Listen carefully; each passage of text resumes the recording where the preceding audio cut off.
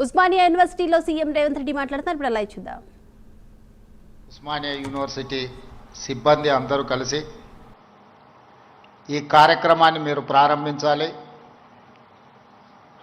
ఉస్మానియా యూనివర్సిటీకి మీరు పర్యటించాలని వారు ఆహ్వానించడం జరిగింది.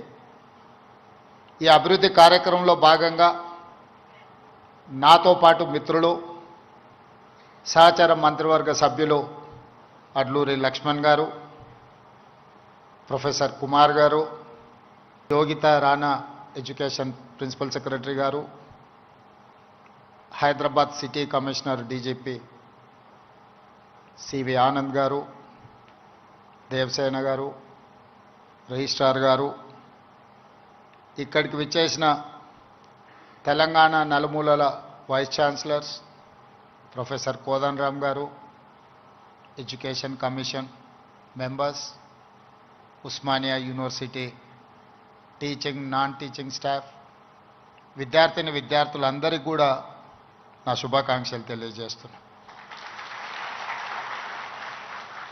ఉస్మానియా యూనివర్సిటీ అనే పదం తెలంగాణ పదానికి ప్రత్యామ్నాయ పదం. తెలంగాణ అన్న, ఉస్మానియా యూనివర్సిటీ అన్న, ఈ రెండు అవిభక్త కవపుల లాంటివి. ఈ మాట నేను చాలా అథారిటీతో మాట్లాడుతున్నా. 1917లో ప్రారంభించబడ్డ ఉస్మానియా యూనివర్సిటీ, ఏ నిజాం సర్కార్ ఈ ఉస్మానియా యూనివర్సిటీని ప్రారంభించిండో 1935 వచ్చే సమయానికి నిజాం నవాబును పొగుడుతూ పాడడం కాదు, ఉస్మానియా యూనివర్సిటీ గడ్డ మీద నుంచి దేశ స్వతంత్రం కోసం పాడుతున్న వందే మాతరాన్ని పాడి వినిపించిన పివి నరసింహారావు గారి ఈ గడ్డ మీద నుంచే, ఈ ఉస్మానియా యూనివర్సిటీ నుంచే ధిక్కార స్వరాన్ని వినిపించిండు.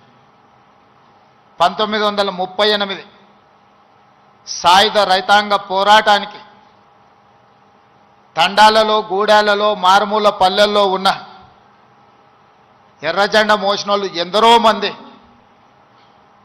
ఆనాడు ఉద్యమ బాట పట్టినప్పుడు కూడా ఈ ఉస్మానియా యూనివర్సిటీ అండగా నిలబడి ఆనాటి పోరాటాల మీద ఈ గడ్డ మీద చర్చ జరిగింది.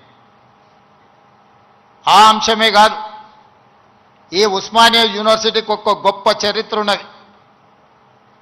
జాతీయ స్థాయిలో హోంమంత్రిగా పనిచేసిన శివరాజ్ పాటిల్ నుంచి మొదలు పెడితే దేశ రాజకీయాలనే శాసించి ప్రపంచ దేశాలతో పోటీ పడగలిగిన ఆర్థిక బలోపేతమైన దేశంగా తీర్చిదిద్దిన పివి నరసింహారావు గారు ఈ ఉస్మానియా యూనివర్సిటీ విద్యార్థిని.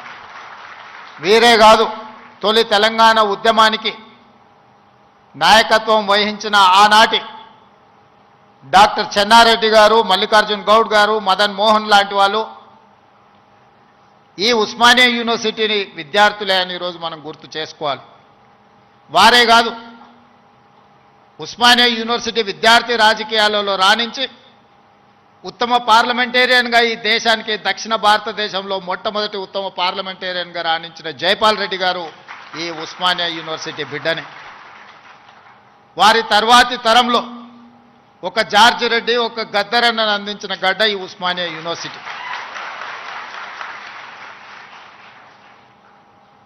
ఆ తర్వాత చాలామంది ఈరోజు ఇక్కడ ఉన్న తెలంగాణ ఉద్యమంలో క్రియాశీలక భాగస్వామ్యం తీసుకున్న ఎంతోమంది విద్యార్థుల నుంచి ప్రొఫెసర్లుగా నుంచి తెలంగాణ సాధనలో తమ వంతు కర్తవ్యాన్ని నెరవేర్చిన వాళ్ళు ఈ గడ్డ మీద నుంచి ఇక్కడ చదువుకున్న వాళ్ళే, ఇక్కడ సమస్యల మీద చర్చించిన వాళ్ళే. తెలంగాణ సమాజానికి సమస్య వచ్చినా